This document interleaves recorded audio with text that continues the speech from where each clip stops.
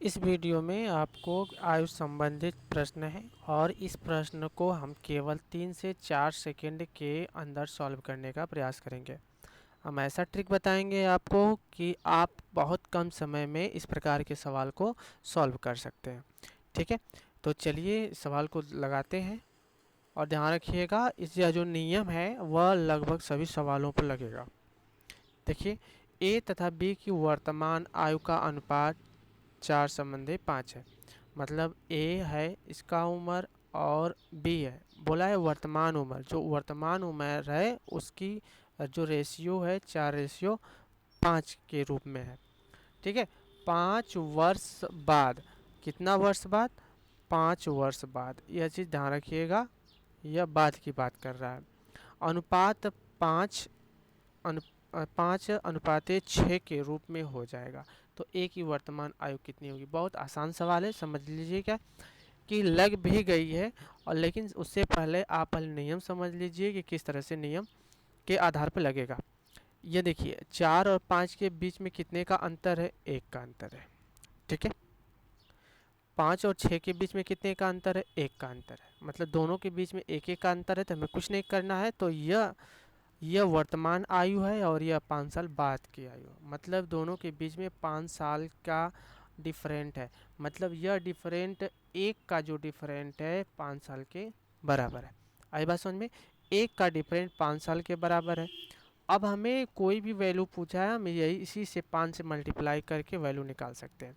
पूछा है ए की वर्तमान आयु, तो ए की जो वर्तमान आयु है 4, अर्थात 4 में अगर हम 5 से मल्टीप्लाई कर दें तो जो हमारा आंसर आएगा वह 20 साल आएगा। अगर पूछ ले कि ए का जो 5 साल बाद की उम्र कितना होगी, तो इसमें हम 5 से अगर मल्टीप्लाई कर दें 5 में तो यह हो जाएगी 25। बी की वर्तमान आयु पूछे तो यह हो जाएगी 25। बी की बाद की उम्र पूछे तो यह हो जाएगी 30। सब में 5 से गुणा कर देंगे। ठीक है, इस तरह से आप सवाल को बहुत कम समय में लगा सकते हैं।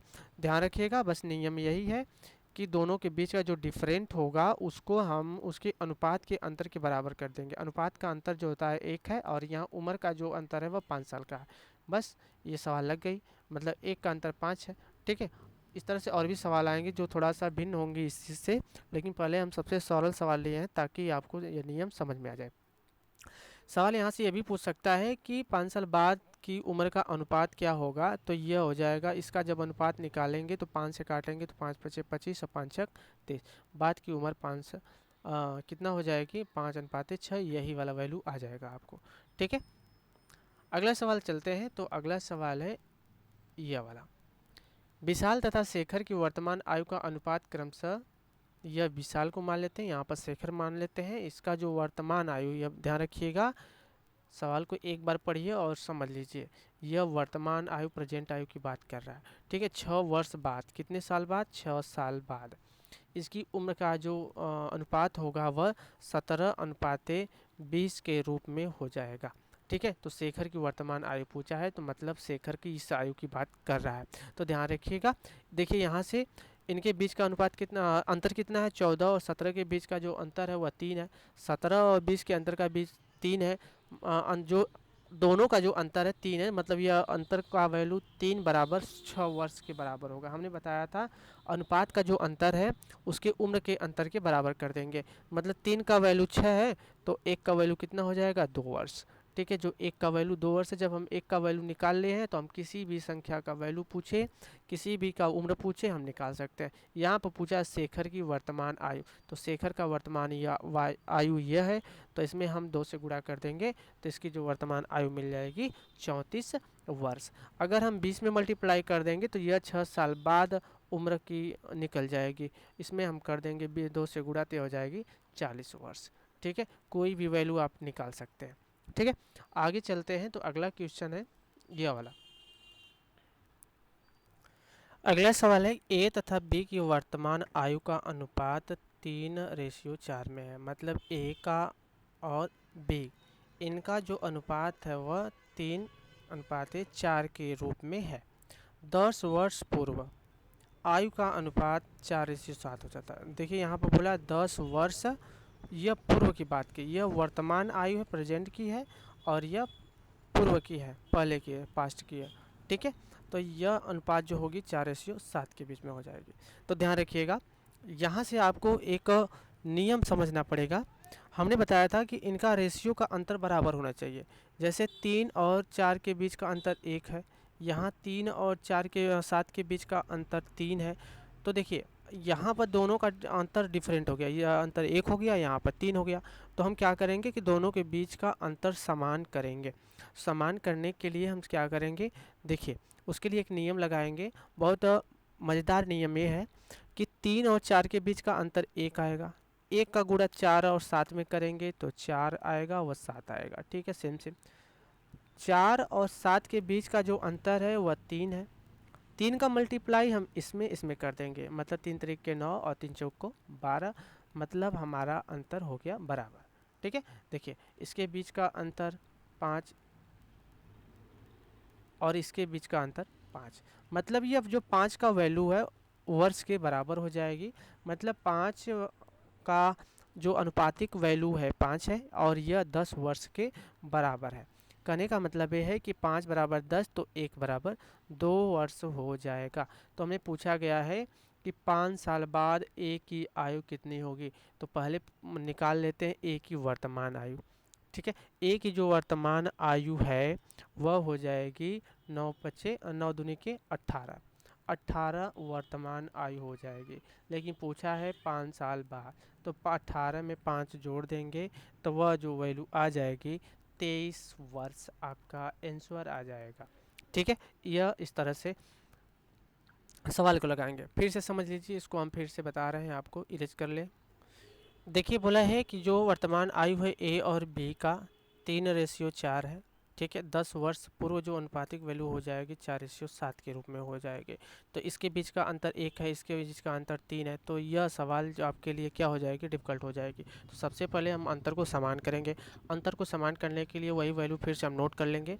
देखिए इसके बीच का जो अंतर है 1 है, 1 का मल्टीप्लाई नीचे वाले में कर देंगे। जब 1 का वैल्यू नीचे वाले में करेंगे मल्टीप्लाई तो वही वैल्यू सेम सेम आएगी।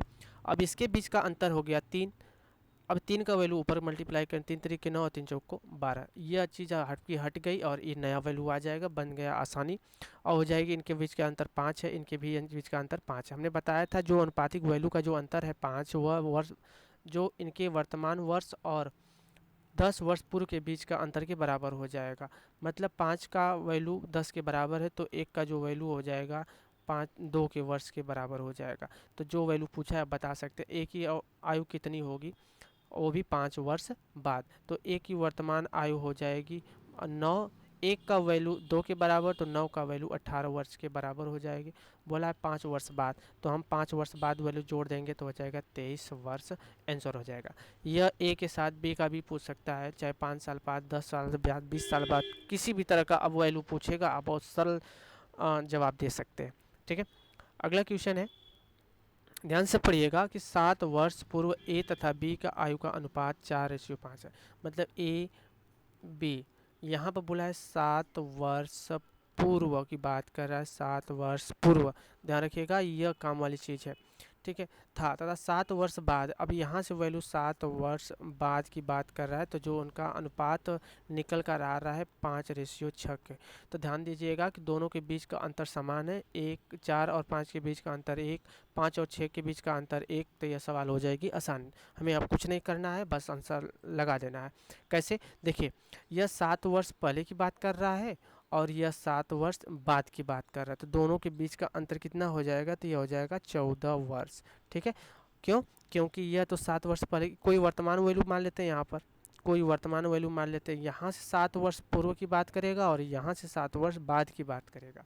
तो ध्यान रखिएगा 7 वर्ष पहले 7 वर्ष बाद दोनों को हम जोड़ देंगे, कितना डिफरेंट आ जाएगा, 14 वर्ष का, 14 वर्ष का डिफरेंट आ जाएगा, ठीक है। यह 14 वर्ष का डिफरेंट किसके बराबर हो जाएगा, तो इसके अनुपातिक अंतर के बराबर हो जाएगा। मतलब 1, इनके बीच का अंतर 1 है तो 1 का जो वैल्यू है 14 वर्ष के बराबर आ जाएगा। बोला है बी का वर्तमान आयु कितनी हो जाएगा, ध्यान रखिएगा 1 का वैल्यू 14 है तो 5 का वैल्यू कितना हो जाएगा, 14 × 70, मतलब गुणे 14 कर देंगे तो आ जाएगा 70, ठीक है। ये 7 वर्ष पहले की बात कर रहा है, ध्यान रखिएगा यह 7 साल पहले की बात कर रहा है, 7 साल पहले की बात कर रहा है, तो वर्तमान वैल्यू क्या हो जाएगी, 7 साल बाद हो जाएगी, मतलब 77 आ जाएगी। आई बात समझ में। अगर हम यहाँ से भी स्टार्ट करें तो भी हमारा आंसर वही आएगा। जैसे 6 में 14 का, एक का वैल्यू 14 के बराबर, तो 6 का वैल्यू कितना हो जाएगा, 14 छक 84 हो जाएगा। ये बोला है 7 साल बाद, 7 साल बाद की बात कर रहा है, ठीक है, मतलब वर्तमान वैल्यू से 7 साल बाद की बात कर रहा है। तो वर्तमान वैल्यू कितनी हो जाएगी, जब 84 में 7 घटा देंगे तो आ जाएगा 77 वर्ष। दोनों तरफ से चलेंगे तो आंसर वही आएगा, ठीक है। एक क्वेश्चन और देख लेते हैं। तो देखिए यहाँ से बोला है अंजू और संध्या, अंजू और संध्या दो लड़कियां हैं, वर्तमान आयु की बात कर रहा है, अनुपात 13:17 के रूप में है। 4 वर्ष पूर्व, 4 वर्ष पूर्व की बात कर रहा है, ध्यान रखिएगा। इनकी अनुपात जो हो जाएगी आयु की 11:15 के रूप में हो जाएगी। 6 वर्ष बाद इनकी आयु का अनुपात कितना हो जाएगा, ध्यान रखिएगा। यह वर्तमान वैल्यू है, वर्तमान वैल्यू है, ठीक है। ध्यान रखिए दोनों के बीच का अंतर कितना है, तो इसमें के बीच का अंतर भी 2 है, इसके बीच का अंतर भी 2 है, ठीक है। और बोला है कि वर्तमान आयु और 4 वर्ष पूर्व इनकी आयु, दोनों के वर्तमान आयु और 4 वर्ष पूर्व के बीच का जो अंतर है 4 साल का आ रहा है। 4 साल, 4 वर्ष, मतलब अनुपातिक वैल्यू माइनस 4 वर्ष बराबर 4 वर्ष। तो ये 2 वर्ष बराबर 2 वैल्यू बराबर 4 वर्ष, तो एक वैल्यू बराबर कितना हो जाएगा, 2 वर्ष हो जाएगा, ठीक है।